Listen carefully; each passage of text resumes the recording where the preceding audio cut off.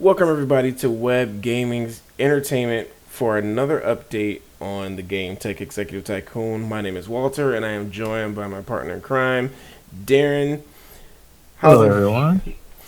how's everybody doing today? We simply want to run through some very short details about the game, where we are today, and sort of just touch on some key points. As I alluded to in the last journal, pretty much want to talk a little bit about some of the in-game concepts that we plan to have in the game, but we're also going to talk a little bit more about research. There's been some changes there, and we want to kind of just talk a little bit about that. Um, but we're going to keep it nice and nice little decent time frame on this particular video. So we're going to start them out right, Darren, with a little bit of technology. Yeah, we're gonna keep this one nice and short for you guys one tonight.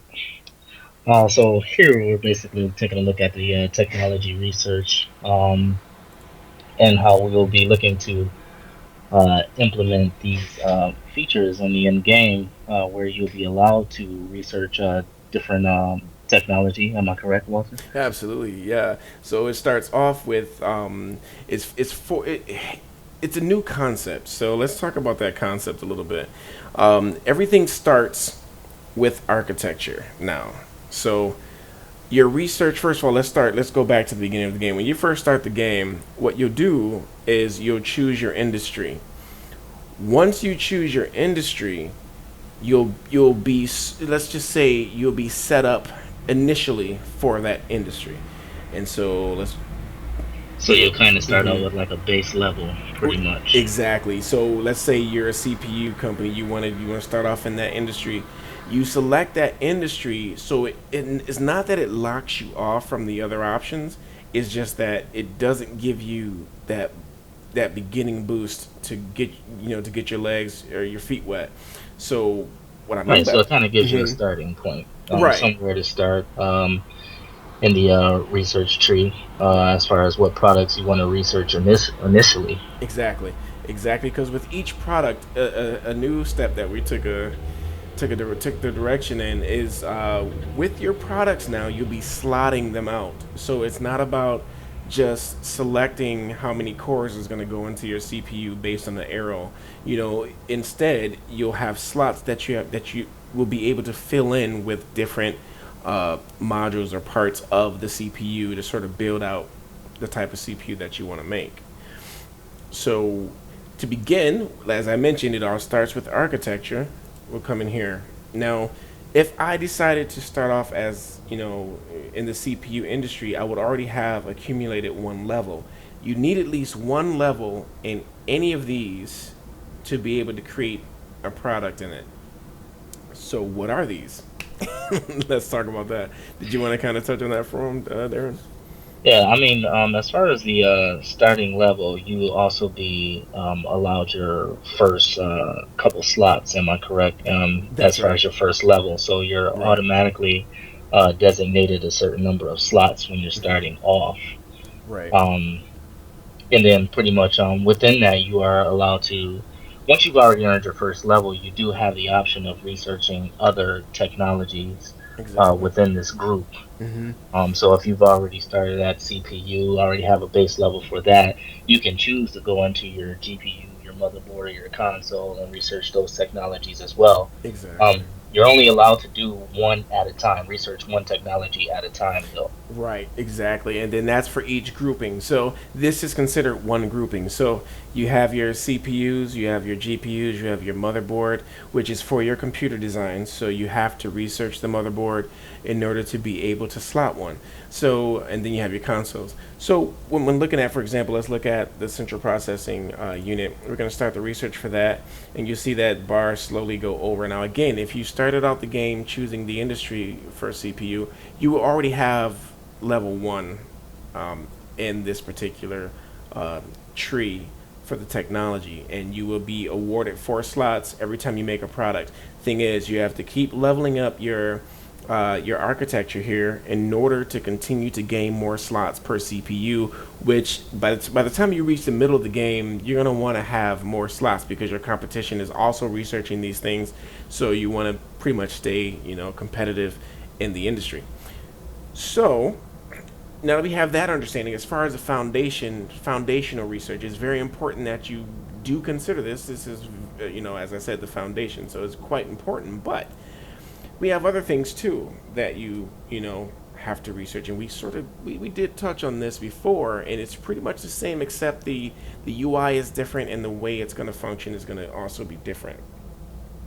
So here, as we mentioned before, we have power, speed, and memory, the different overarching branches of technology related to both the CPU and the GPU. And Darren, I know I mentioned it before. In the game, those are your two entry level, and I hate to call them entry level, but those are your two foundational types of products in the game that will be available for the player. After that, we have the CPU, and then we have the console, and then we have video games. So it's like three different tiers. You got your CPUs and GPUs, and your next level is computers and consoles, and then your final level is video games. And Hmm. hopefully, we'll be adding more and different types of products to that group as well. But as you can see here, we have different types of technology. We won't go into all the details of each technology just now, and a lot of what you see is unfinished. As you can see, every description is the same. That will be different. These icons will Hmm. be different. So there's a Right. lot that won't be here. And there's another thing that we did not mention yet, and I'm gonna let you talk about that a little bit, Darren, as far as how we're going to apply the scientist to these technologies. Yeah, so we're looking at implementing the functionality for hopefully assigning scientists to each technology to be able to research those. Either scientists or offices, right? Am I Right, correct? right. Because in the game, you'll be able to select, well, you'll be able to buy research facilities, but of course, when you start the game, it's just your headquarters, but you can still hire scientists to operate from within your headquarters. Right, so this is just basically a functionality that we're looking to implement. It's pretty much Right. in the thought process right now. Exactly, exactly. If it works Ex- the way that we would like for it to work, that's right. what we'll kind of be going or leaning towards doing. As you start the game, you pretty much start out with an allotted amount of scientists to be allowed to designate each of those scientists to a group. Exactly. Of course, you can only research one technology at a time, but you can designate those scientists depending on the number of scientists that you have to certain groups. So if you have basically 10 scientists all together, you can assign five of those scientists to this To this group here, specific if group you wanted here. to. Mm-hmm. Yeah, and then the other five to another group elsewhere, or even two to one group, or maybe another three to another group, Exactly. depending on what your preference is. Exactly. Um, and then, of course, as you progress in your levels or the company as a whole, That's right. we are looking to give you the option to just assign whole offices as opposed Exactly. to individual scientists. So, Right, right. Because as you progress, just like in real life, you get, say you start, you acquire two different research facilities. Well, you can designate, okay, well, I want this facility to focus on my foundational research. I want them to research, motherboard technology. Let's say you did choose the CPU industry, and so you're moving along, you're doing well in the CPU industry, but you want to branch out into the into computers or into consoles. Well, what you can do is you can acquire a research facility, or even within the one that you might already have, and you can designate them to, hey, let's start researching this to see if we can jump into this industry too. So the option is there to to expand out. But this way, if we, it's not so much an if question.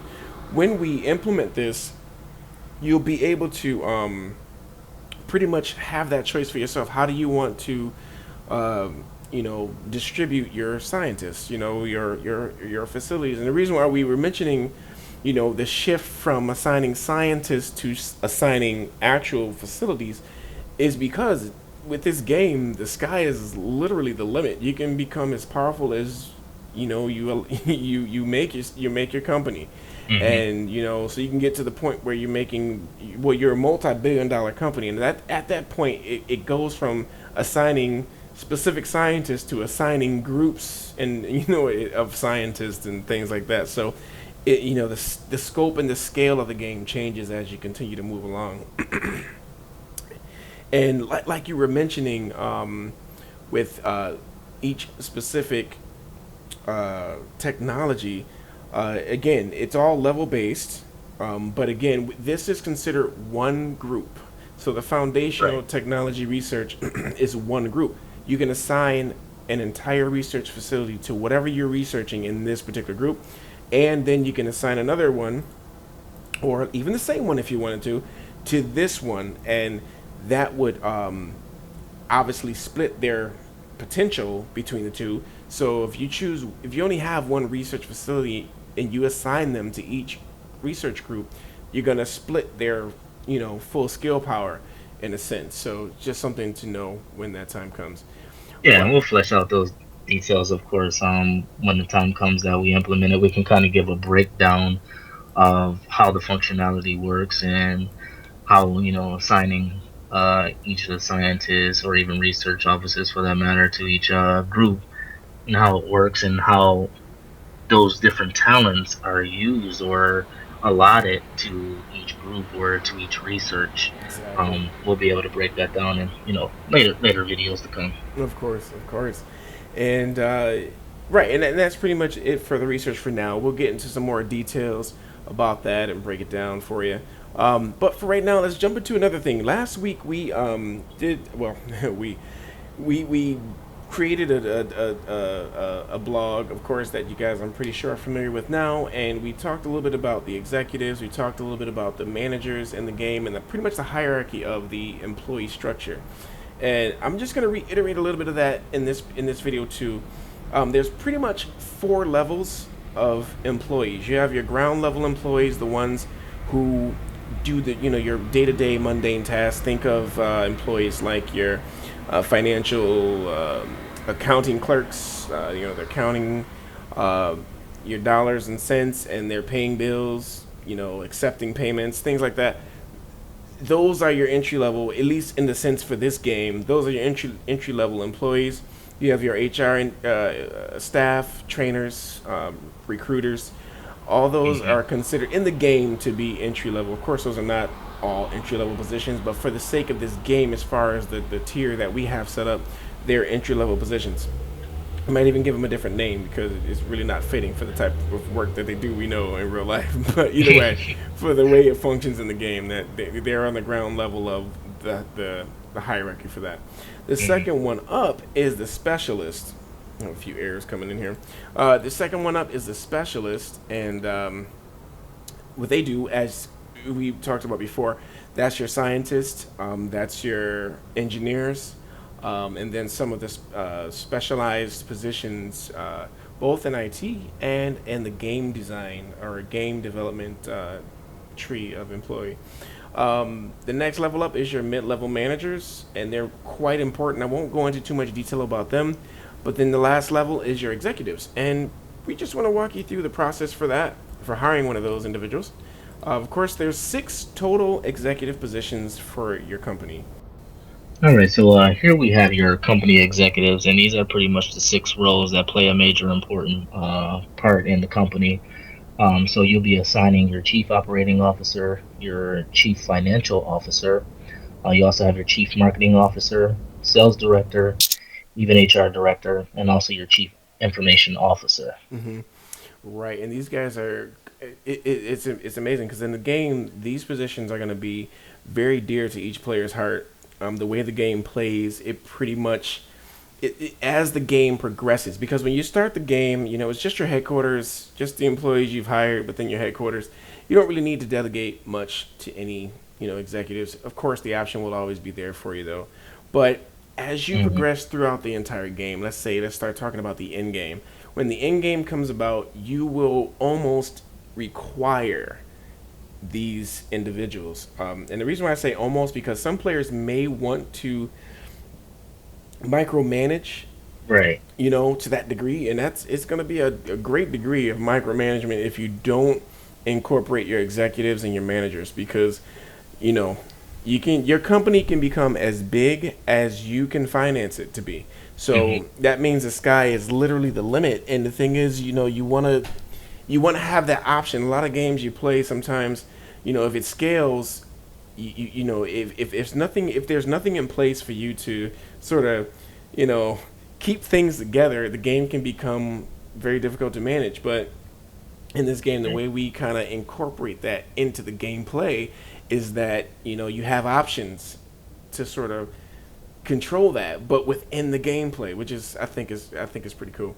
Okay, so now let me ask you this question, Mm-hmm. which a player may just happen to ask as they're Mm-hmm. progressing through the game. Mm-hmm. Now, are they limited in the beginning to how many company executives they can hire, or yeah, hire? I guess I want to say, Well, mm-hmm. or will they be allowed these six positions right off the bat, where Mm-hmm. whether they're small or big, they can still assign these key individuals to their company? Yes, yes, you can. However, the logic of doing that early will be lost. And I'll say the reason why is because it costs a lot to hire one of these guys. Now, if you hire one who's not that very skilled, then maybe, but at the same time, the price tag for these guys will be far and away greater than any other employee you can hire. So Mm-hmm. all the way from your entry level or bottom level employees up into your mid level managers, none of them command the salary that the executives do. And we'll kind of go through that real quick because I'm going to try to hire uh, a chief operating officer real quick. Now I'll begin by saying executives have, and I kind of alluded to this in the blog, but executives have specific aspects to them that are a little bit different than most other employees. And the reason why I say most is because managers are a close second as far as how they operate. So Right. let's just talk briefly about that. Daniel here, every executive, first of all, can hold up to three perks, and these perks are like a boost to your department in some way, shape, or form. And there's a whole bunch of different types of perks that a specific executive can have, which are department specific. So in this particular case, we have a chief operating officer. He's over operations, and pretty much it's really a broad scope as far as the chief operating officer in this game. So, but in this game as well, as far as their perks are concerned, they pretty much handle anything that's related to production. So that goes from engineering to science to actual manufacturing of your product. So these guys can bring a very significant boost to pretty much two to three different departments within your company. So these guys are very important, as you can imagine. So Mm-hmm. this particular perk, for example, and I'm still working on the UI for this. We're going to actually polish a lot. A lot of this isn't polished yet, but it will be. Um, Right. No, this is the finalized version. right, right. Just an overview. Exactly. So we have scientific visionary, and you won't see the entire dialogue here for this, but they pretty much innovate the research process, which in a sense increases the research speed for any research you have going on throughout your entire organization. Hmm. So, let's look at how that works in real life. Pretty much executives are the visionaries for your company, for your departments. So what they do is they set the vision for for that specific department, and then they manage the mid level managers carry it out. Well, they carry it to your entry level employees and the entry level or your specialists, in this case scientists and engineers. They carry out the vision. So this is like an example of that. This executive right here, he's a scientific visionary. So specifically, he's going to positively affect your research departments. He doesn't have any other perks, so no other departments or no other perks will be realized with him at the helm. But at least if you're really big on, hey, let's be the first at, let's be on the cutting edge of technology, then this is probably an executive that you might want to hire within your as your COO. Right. Now, one thing to keep Mm-hmm. in mind is that those three attributes there that we have there at the top, those three bonus perks, Mm-hmm. we should call them, I guess. Right. Right. Those perks, they're they are allotted three slots, so they can have up to three Up perks to three. actually Up per to three. executive. They can have up to three, and I don't know Yes. if we have any examples in here of ones that may have more than one. Well, let's take a look. Um, but these three are not set perks. They No, can be randomized. they Um, are randomized. In fact, but the thing is randomized per the executive, and it's an algorithm working behind the scenes. So every employee generates their own talent, their own background, if you will. Hmm.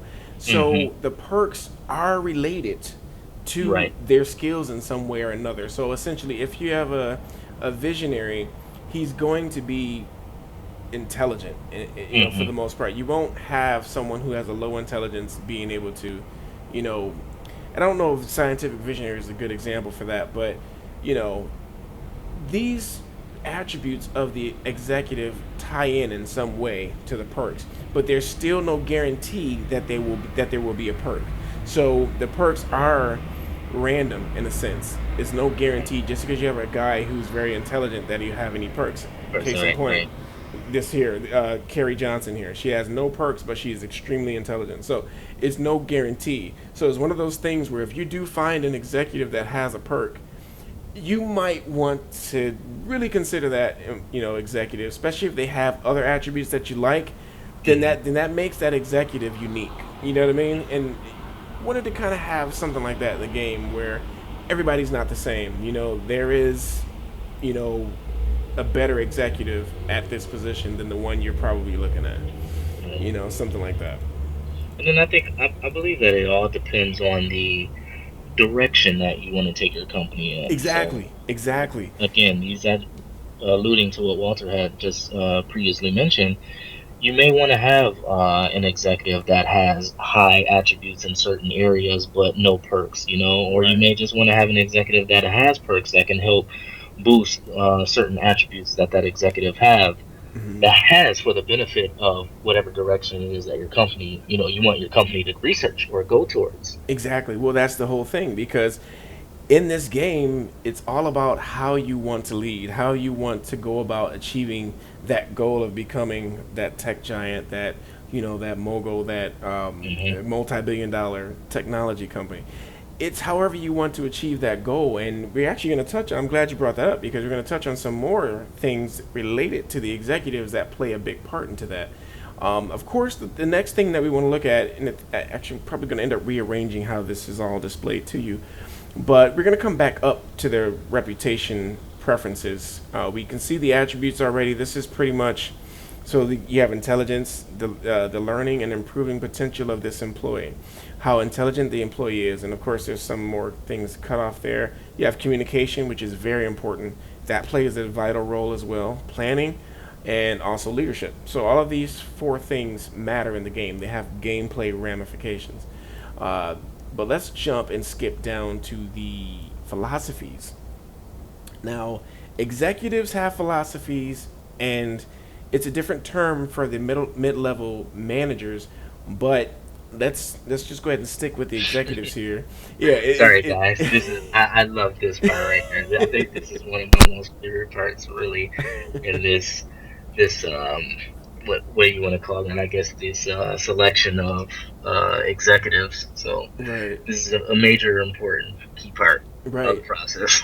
Philosophy, man. I mean, it's all about how people do things. And in this game, I wanted to bring in that idea. Again, it goes back to not wanting to have every executive be the same. Every executive be sort of a cookie cutter type deal. Hey, if they got good stats, hire them. No, it's a whole entire pie that you want to evaluate when it comes to the executives. So you can have somebody who's very intelligent, someone who's very eloquent in their speech or charismatic. That's great, but what if they don't believe in the way you do things? So what if they That's don't, right. what if their way is not your way and then it clashes with your ideals? That's Right. something that I wanted to bring into the game, and that's where these philosophies come in. And we have three in the game right now. There's potential that we'll have more, but right now we have three. One is we're still in the naming conventions as well, so these are just some pretty generic naming conventions that you see right now. But the first one is immediate results, and again, I did touch on this in the last blog, but here it is: immediate results. Essentially, it's your executive who believes in success right now, results right now, and that tends to lead that executive to put pressure on his people and or her people, and what that ends up doing more often than not, because again, this is just a philosophy, not and that's why I say the naming conventions. We're still working on that because just because a person wants immediate results doesn't mean that they're neglectful of their employees. However, Right. for this particular philosophy, so just stay with me as far as the philosophy thing. This is Mhm. just a mentality, a way that they do things. So, uh, And again, these mhm. are subject to change. I mean, Exactly, I exactly. mean, as the wording, yes, but as far as The what they functionality of it, provide, yeah, yeah, they're subject to change. yeah, So absolutely, what you see here, again, this is not the finalized version, but it's right, just a general idea of the exactly. direction that this goes in. So, Exactly. So if everyone could just follow the line of thinking. So immediate results. Typically, this executive believes in placing a fire underneath his employees. Everybody who's under his leadership in that department, they have added pressure hmm applied to them to perform. So it's all about, hey, you work here. That means you bring something to the table. I need to see that now. I need to see results. I need you to come through and make it happen at a high level. That's how these guys think, and so as a result, the employees' productivity and what this means is every employee that works underneath this executive, their productivity, how well they do their job, that all increases. It's like the perks in a sense. It naturally boosts those employees' ability to produce output based on their skills. Um, Also their performance, how well they do their job. Their productivity is how uh, I forget the terminology for it, but I think performance is more about their efficiency. Productivity is about getting as much out of them as possible, faster, right, more accurate. Well, think of it like this: productivity is is faster. Performance is accuracy, in a more sense. product, yeah, Yeah, more exactly. bang for your buck. Exactly. So look at it like that. However, there is drawbacks to this particular philosophy, and it all tends to go right back to the employee. Their workload increases. That's why you see the red there. And when an employee's workload increases, their stress levels increase. Um, their happiness goes down, as you can see. Also, that's listed. Employee development. There's not a lot of time for training because it's all about production. And then you have employee longevity. You tend to have employees who will retire earlier. They'll Some employees may quit, and other employees will burn out. hmm And there's all in-game ramifications to all of those things. So, and one of the biggest things is if you have a lot of good employees, um, and they start retiring or quitting, now you have to replace them. And typically, if depending on where you are as far as the prestige of your company, you might have to get people who are not as skilled, and so you can kind of see how that can affect your game. So the employee focused approach is pretty much the polar opposite in the sense of the uh, immediate results approach or philosophy. So with this particular one, it focuses on employee happiness. This executive really is into, hey, if our employees are happy, then they give us their best or they're more loyal, things like that. So what you tend to have, or what's the higher possibility, is to have more relaxed employees who are not uh, pushed, if you will, to really be as effective or productive as they could be. hmm Right. So it sort of has that effect. And then we'll jump down to developmental, and this one is more of a coaching approach. So this executive believes in getting work done because it's still a sense of, hey, we got a job to do, we have to do it right. But they also put a heavy emphasis on development in this particular path or Philosophy. Yeah. philosophy. So what happens is it really cultivates each employee's potential. But the thing is, with this approach, it's not so much about immediate results, yet it's not so much about just employee happiness. However, it is about the employee development.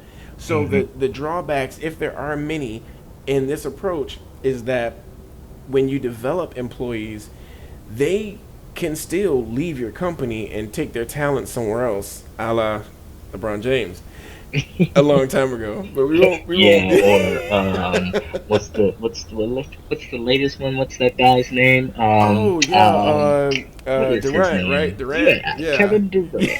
Yeah, so everybody's taking their talents is elsewhere, man. So the same thing can happen in this game. You spend all this time developing these employees, and then hey, They just realize that they picked up so many skills, they could be hired at a higher position somewhere else. So the chance for employees seeking or finding better work elsewhere is there. However, there's ways to counteract that too. But as you can see, the executive is pretty. It's a real, interesting aspect when it comes to hiring executives. And then here's the last piece, and I'm going to jump right back up. Oh, I'm sorry. Yeah, yeah, Mm-hmm. yeah. And I was just gonna step in there and too to say that just to make you all aware that these philosophies, there is no um, bad or should I say right or wrong way, Exactly. Exactly. or bad or good thing to do Right. these philosophies. Right. I mean, it all depends on the focus of your company and what direction again that you're taking the company in, because there's other areas elsewhere that can kind of attribute to that where you can kind of balance things out. So Exactly. Right. In a sense, it's like there's there's not one that's better than the others. yeah, right, It's right. just different philosophies. They have their drawbacks. They have their benefits, and it's all about how you want to play it, how Hmm. you want to run your company, and it Right. just gives it a different approach. Because let's say you're a person who do believe in uh, nurturing your employees. If you believe in that, then hiring someone who believes in immediate results, they're pretty much going to make your goals more difficult. Because Hmm. look at it this way: if you hire this executive, naturally the employees in that department, they're going to have a heavier weight on their happiness. So if you're trying to make happy employees, your efforts are going to have to almost double. So Hmm. if you hire someone who believes in what you believe in as an employee focused executive, now your efforts to make an entire your entire company a company of happy employees, it will be that much more easier. Granted, you'll have challenges in other areas, but if that's the way you want to run your company, it'll make that easier for you. Right. So it takes on that approach pretty much. But of course, even after all that, you have to make an offer to these executives, and we have a little bit of a help down here, and I say help loosely because again, and actually what I'm gonna do is jump right back up here to the reputation preferences, and I'm gonna actually go up here for the same thing here. Let's talk a little really quickly about the company prestige, workforce reputation, customer reputation, social reputation, product reputation, and industry reputation. Yeah. um, it all comes back or feeds into prestige. Your company has a prestige score, which is pretty much your ultimate grade, if you will. And again, it Yep. all includes these five reputations here. So it's kind of like a Fortune 500 Mm-hmm. type of yeah, and as an example. Right, exactly right. So it's like a grade for your company. So the higher your reputation, more so in products reputation though. That's probably your biggest and probably most important. That alongside with your industry reputation, those two are going to be probably the higher weighted of the two because everything is going to be about what you create. Everything ties back into the products that you create. You Hmm. create these good products, that's going to carry your name much farther than having an entire company full of happy people. However, that still weighs and makes a difference too, but not nearly as much as how reputable your products are, how good your products are versus the competition. Right. So ultimately, it all comes back into that company prestige. But the way it relates to your executives, these executives, every last one of them, have a preference of where they want to work or what company they are comfortable or prefer to work for. Hmm. And that's where this comes in. So when you see reputation preferences, this is what they believe, like how much they believe in a specific aspect of reputation for a company. So, for example, this particular employee, James Vince, he wants to work for a company that has a great products reputation. So you have to make good products in order for him to be interested in working there. Your customer relations has to be at least average. Your workforce is not his biggest concern. Industry is not his greatest concern. Social responsibility, unfortunately, is not his greatest concern. So when you look at that and then you look at what you have going for you, that'll let you know the chances of or pretty much it lets you know how interested he might be in working for your company. So we can kind of look at this and say, okay, pretty much averaging these things out, there's a chance this guy might want to work for us. And what you see here, the first price that you see once you select these individuals is their asking price, is what they prefer to get. However, because he generally is gonna enjoy working for our company, we would actually get away with offering him less because he likes our company that much. But Hmm. the further down we go, that chance of him accepting the offer dies out a little bit. And again, the UI is not completely finished yet, but you can get an idea just from looking at this, how that's going to play out. So the less you pay this guy, because mind you, in the game, for every salary for each employee, for each position, there's an average. And if you underpay an employee, he's always looking at what is the average pay for this position and am I being paid well enough? This ties right into their salary happiness. So, that's something you have to look forward to. But I'm going to actually pay him less than what he's asking for and see if we can get him to accept the offer. So let's go ahead and make that offer. Tells us James will take some time to consider your offer. You can watch the dialogue in the top left, which there will be a dialogue that you'll be able to see as far as the timetable before you might receive an answer. If they accept, they will go into your talent pool. You will have to grant them a seat at the headquarters. So we've sent him an offer. Now we're going to wait for that off for him to reply to it. But that's pretty much most of what we have so far. We're going to actually touch on some more stuff down the road. Every probably next month there'll be another video. We tend to try to put a video up every month. Last month we missed because I was actually in transition. So um, here we are today with another video. And again, it's funny because I intended this to be a shorter video, but as you can see, it's like, man, We really had a lot to discuss with you guys, especially seriously, over what 2 months of not being right? able to provide you guys with an update video. So Exactly. we're kind of making up for that. So we thank you. Exactly, man.